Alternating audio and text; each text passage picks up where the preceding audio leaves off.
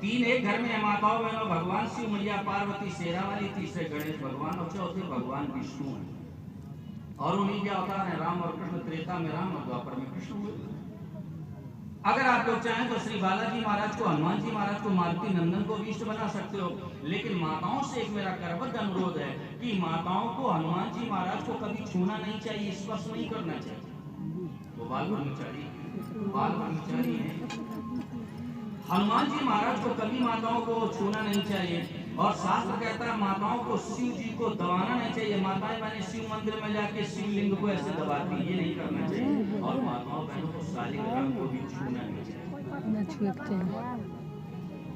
आप शास्त्र के अनुसार चलोगे कल्याण होगा, शास्त्र के विरुद्ध चलोगे तो कैसे कल्याण हो जाएगा।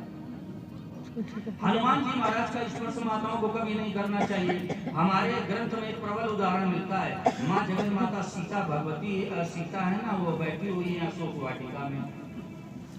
और हनुमान जी महाराज लंका दहन करने के बाद सीता जी के पास पहुंचे और माता सीता से बोले कि माँ, मैं तो राम जी के पास जा रहा हूँ, अगर कोई संदेशा हो तो मुझे बता दो और मैं राम जी के चरणों में निवेदित कर दूंगा। उसी समय सीता जी नागेंद्र के बारे रोने लगी। हनुमान ने कहा, माँ क्यों रो रही हो? आप तो मेरे कंधे पर अभी अभी बैठ जाओ और मैं चल करके राम जी से मिला देता हूँ। मेरे कंधे पर माँ बैठो और मैं चल के अभी मिला देता हूँ, क्यों रो रही हो? सीता जी ने कहा, बेटा हनुमान, मैंने आज तक पर पुरुष का स्पर्श नहीं किया है, कभी नहीं। रावण ने मुझे छुआ है, मैंने रावण का स्पर्श नहीं किया। माताओं बहनों, मैं हाथ जोड़ के निवेदन करना चाहता हूँ, माताओं बहनों को कभी पर पुरुष का स्पर्श नहीं करना चाहिए। कोई घर में संत आ जाए, महात्मा आ जाए, साधु आ जाए, ब्रह्मचारी आ जाए, जमीन में मस्तक को रख देना, लेकिन स्पर्श मत करना। इससे आपका तेज बढ़ जाएगा, आपका लोक और परलोक सब समझ जाएगा। उत्तम के सब समन माही, उत्तम के सब समन माही,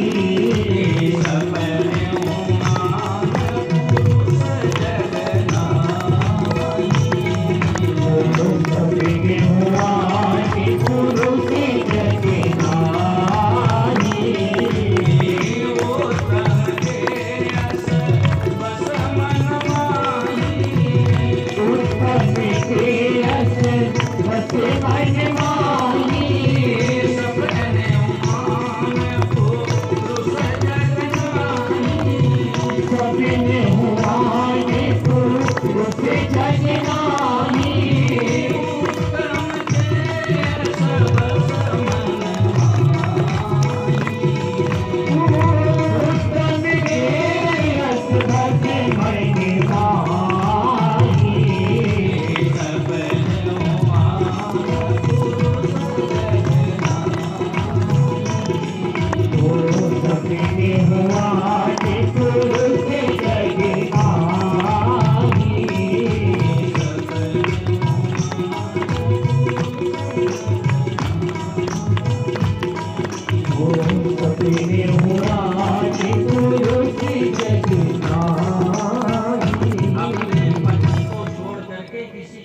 माताओं को नहीं करना चाहिए।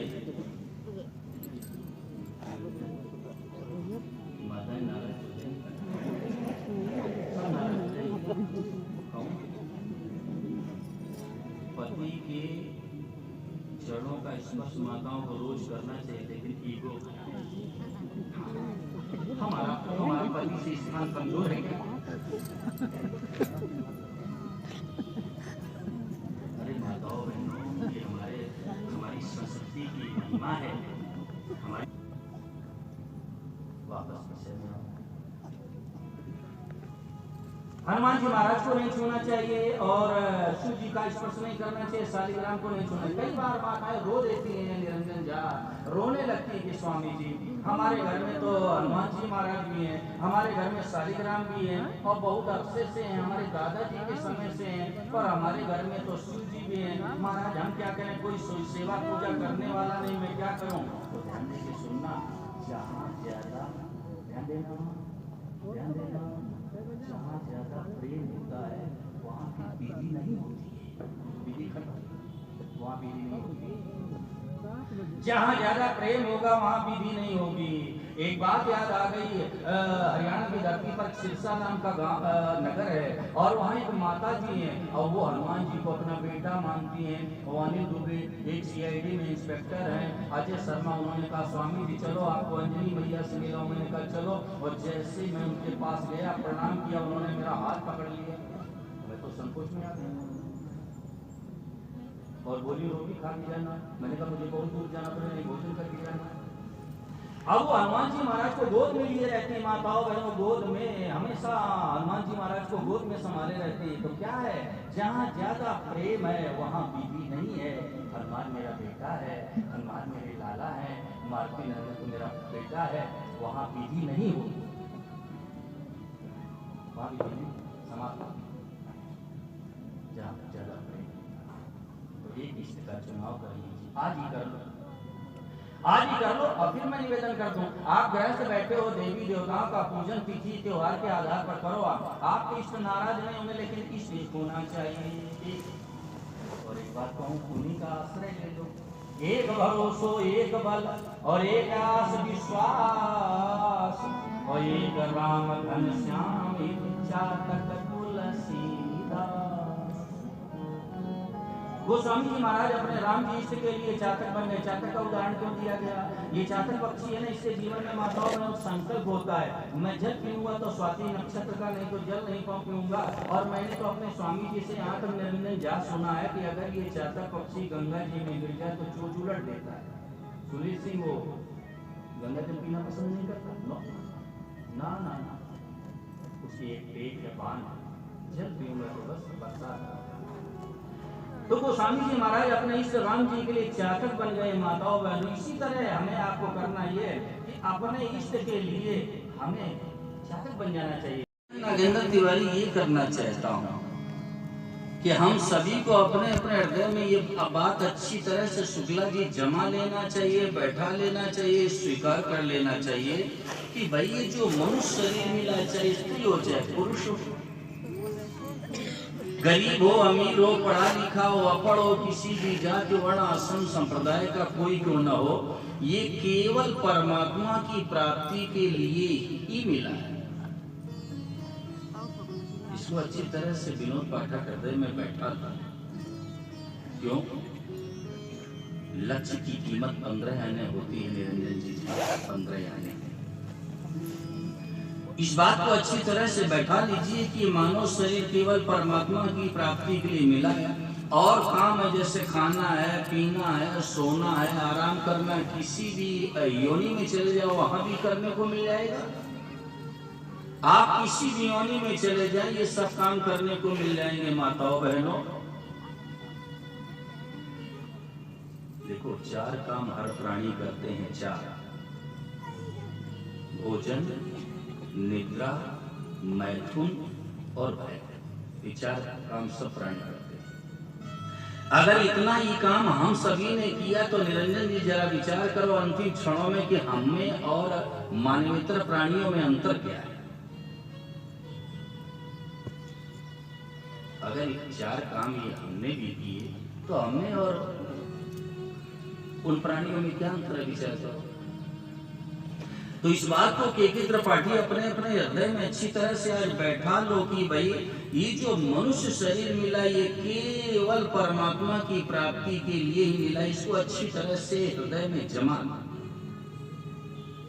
देखिए गाय माता कितनी पवित्र है। अगर घर में सूतक लग जाता है तो माताओं बहनों देसी गौ माता के गोबर से घर का लेपन करके घर की शुद्धि की जाती है, इतना जिसका मल पवित्र है।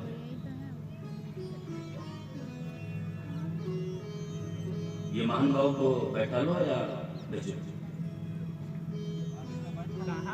खोजने कहाँ इतने में किसी प्राणी का नाम मुझे बता दीजिए पूरे भूमंडल में, पूरी धरती में जिसका मल इतना पवित्र हो माई बाप कि घर में सूतक लग जाता है तो देसी गौ माता के गोबर से घर का लेपन करके घर की शुद्धि की जाती है। किसी प्राणी का मल बताइए इतना शुद्ध हो।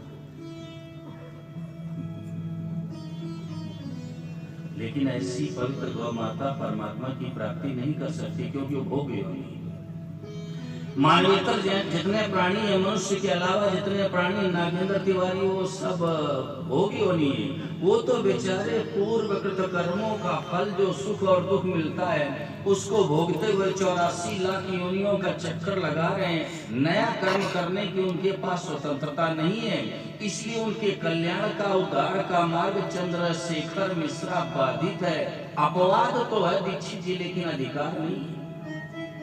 अधिकार केवल मनुष्य को, अधिकार केवल मनुष्य को है। सज्जनों, क्यों? ये साधन योनि है। यद्यप शास्त्रों में इसको कर्म योनि कह दिया गया है, लेकिन निरंजन जी गहराई से विचार करो तो ये साधन योनि है। बाबा ने चित्रण किया है, साधन धाम मोक्ष कर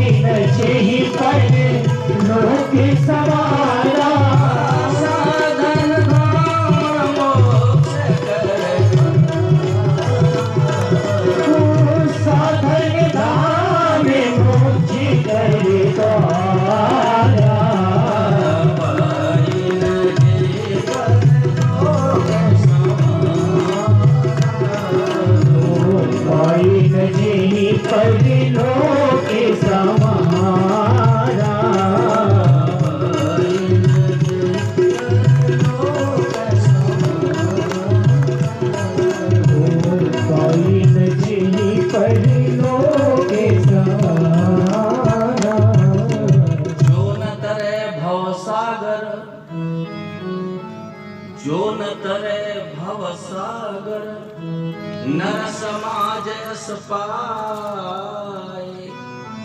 सो कृत निंदक मंदमति, आत्मा हन गति जाए।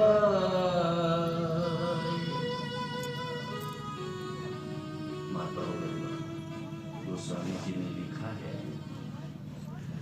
बड़ी गोस्वामी जी महाराज है, निरंजन जी भगवान के